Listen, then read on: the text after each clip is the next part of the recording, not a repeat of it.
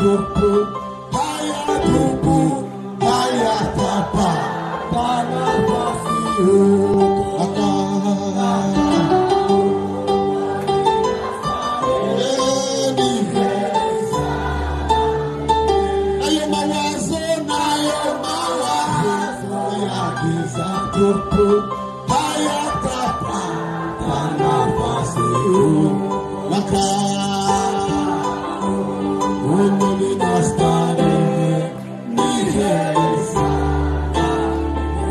furahia na furahi ya baraka zote za ulimwengu wako.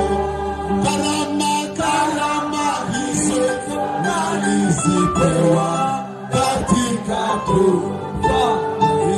Kuna woga, hakuna hoga na shaka huko, hayatakuwa manung'uniko.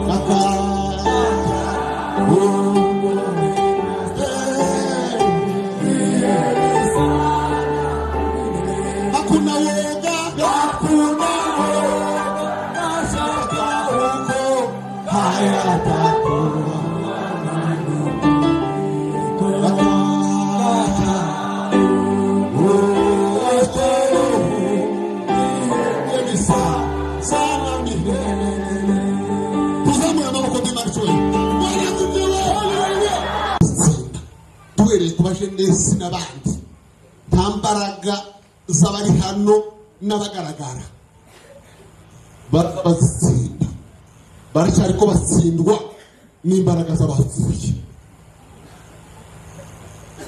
Bwana Yesu, ibintu biracyari ko bitsindwa n'imbaraga z'abapfuye. Mureke mbabwire neza kugira ngo musenze. Bwana Yesu, Bibiri iravuga ngo Elisa yarapfuye. Elisa wamaze gupfa yarapfuye, ngo amaze igihe yarapfuye. Bibiri iravuga ngo itubwiye ngo muri Israheli ngo hitokeza udutsiko tw'abamahibari, ngo twabakoresha imbunda, twabagize nabi, kandi bitogiye n'abari bafite amaboko make. Elisa yaragize ati yarapfuye.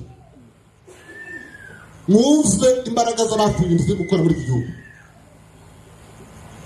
ariko apana bapfuye nabi, apana bapfanye abadayimoni, babandi bapfuye bumva, babandi bapfanye imbaraga z'umwuka wera.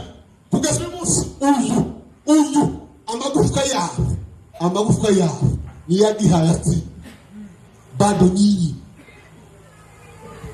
ifanye ndabirako kuko ko turwanira ubonema n'imbaraga z'abagabo bari buzumuka wera uzaza kubita amapepo.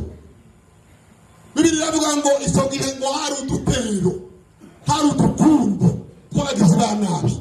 None ngo umusumwe ngo hapfa umuntu Siviriyani rayimwe arapfa. Amaze gupfa baramubangata ngo bamujanye ngo kwirimbi, ariko ngo byarimbi baramwerekejeho ngo na Elisa niryo yarahambwemo. Baramujanye atanga bagiye kusita neza mwirindi bataramugeza ngo bamushingure. Amaze ngo amacha ngo igitero, amaze ngo babandi kubera ko nda kundi bari kugira ngo bari bagese neza ngo kumva ya Elisa. Mwumva imbaraga z'abarugarira, mwumva imbaraga z'abarugarira, mwumva imbaraga zicubitwa ngo bageze ngo kumva ya Elisa. Amaze ngo wa murambo igitero kibatubise inyuma turagishikije aho bagomba guhamba, ngo ariko bageze mu gituro cya Elisa ngo yari hanze. Amaze ngo kubera ngo bamafata ngo yanjumbi, amaze ngo bamayitura muri kakaburi karakani kaisi ngo bakubita ngo yanjumbi yani bazimira baduka. Igituma muri basima nuko hari amagufwa yabera basinzire muri gihugu. Banagiwe ibyo muzakiri wa muntu kuyamba baduka kurya birutse babona wa muntu bari guhamba na bora baduse abaje inyuma no kuri kose. Igitero kiragara gusa abantu bose bari bafirme bagahunga, undi bari guhamba bakamuhungana n'igitero ati ni jewe bari guhamba. Abari gupfa bazuwe n'amagufwa y'abapfuye, abasinziriye bumva, abatanye imbaraga muri iki gihugu. Amagufwa yabo ndabarahiye bazoterekere bazane insinga z'abashinwa, bazikubite iz'aba Nigeria, bakubite iz'abahindi, yote ni buri hariho amagufwa ya Elisa muri iki gihugu azohembura bari gupfa azosura bari ku mwobo azobahindura kuba bazima